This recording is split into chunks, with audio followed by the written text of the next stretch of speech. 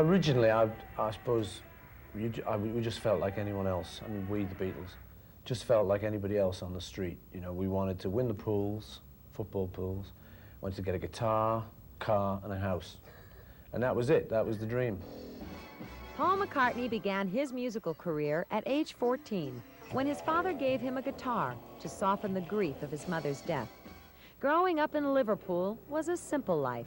It was hard to imagine what the world had in store in this tough and impoverished port city. Paul met John Lennon through a mutual friend. They played together and later formed a trio called the Quarrymen with George Harrison. For 8 obscure years, they played in dives from Hamburg to Liverpool. So here we go.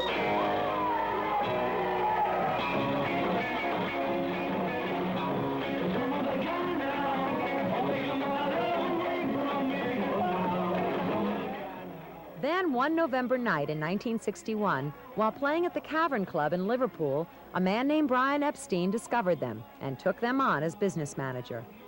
First insisting on suits over a ragtag look, finding a new drummer named Ringo Starr, and changing their names a number of times till finally sticking with the Beatles. But still, success eluded them.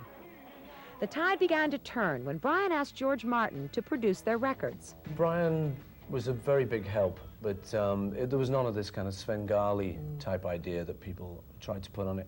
We were very forceful lads, you know. I mean, you think John Lennon, Paul McCartney, Ringo Starr, and George Harrison, I mean, all of them egomaniacs. No. Well, no, you know what I mean. They're pretty forceful. By the end of 1963, the Beatles had their first gold single, a platinum album, a Royal Command performance. The people in the cheaper seats, clap your hands. And the rest of you, if you just rattle your jewelry.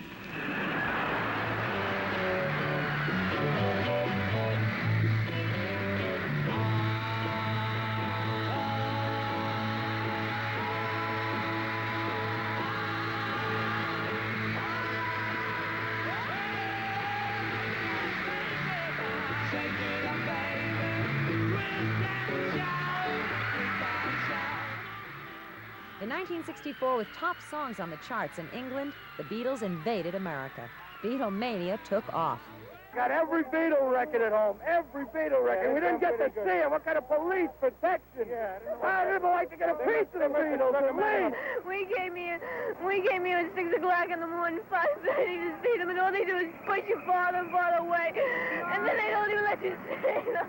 The Beatles.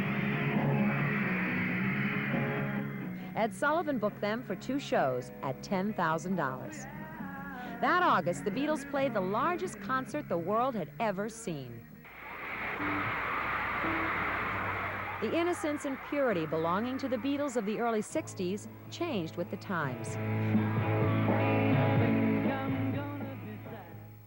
Amid racial strife, the Vietnam War, campus riots, and drugs, the Beatles became a phenomenon of the decade.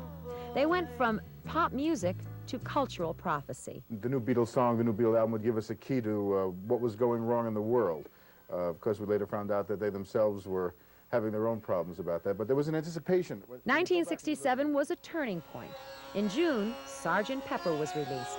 It was simply stated, a masterpiece.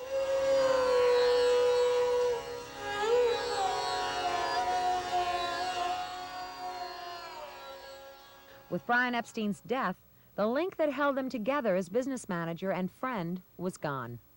Later that year, Magical Mystery Tour completed the Beatles' break with the past.